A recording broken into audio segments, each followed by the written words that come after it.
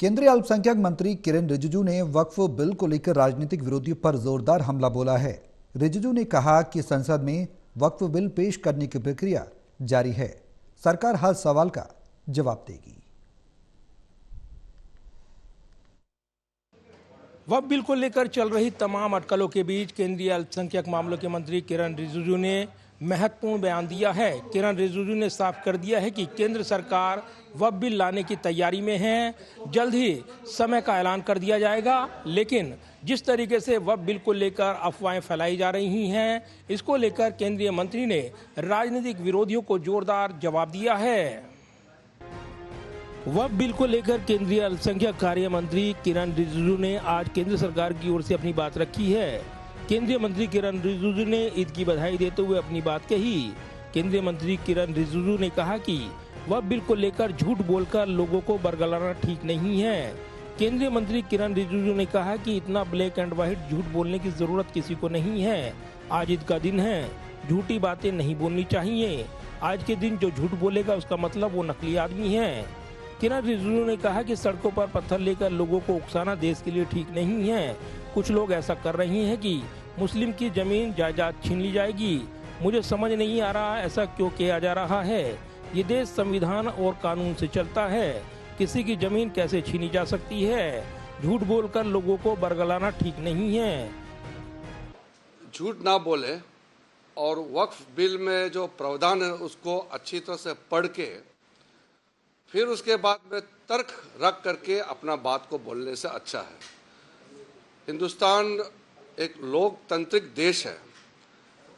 Democracy में अपना अपना बात करने का, अपना तर्क रखने का पूरा आज़ादी है, लेकिन झूठ बोल करके समाज को गुमराह करने का प्रयास नहीं होना चाहिए। 2-3 दिनों से मैं देख रहा हूँ कि रमज़ान के समय और आज ईद के समय में भी हाथों में काला पट्टी बांध करके आने का आह्वान करना और सड़कों पे उतरने के लिए उकसाना, ये हमारा देश के लिए ठीक नहीं है।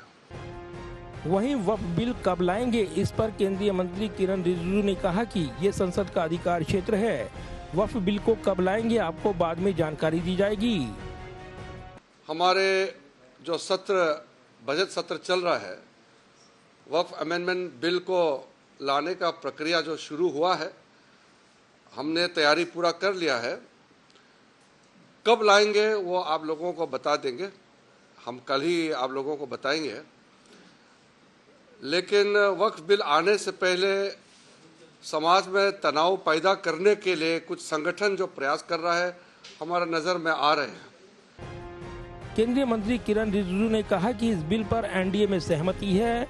विरोध करने वाले अपनी राजनीतिक दुकान चलाने के लिए बिल को लेकर भ्रांतियां फैला रहे हैं।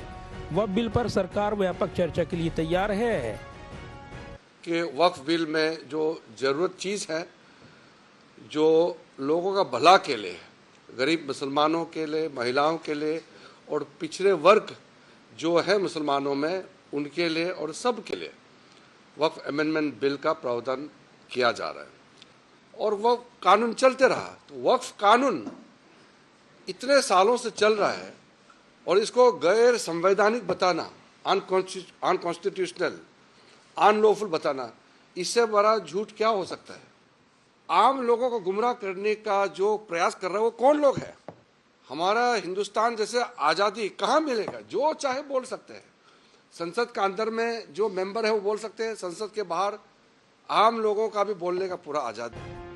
केंद्रीय मंत्री किरेन रिजिजू ने कहा है कि जिस तरीके से सीएए बिल का विरोध किया गया और उसको एक वर्ग विशेष के खिलाफ बताया गया, मुसलमान के खिलाफ बताया गया, लेकिन ऐसा नहीं हुआ।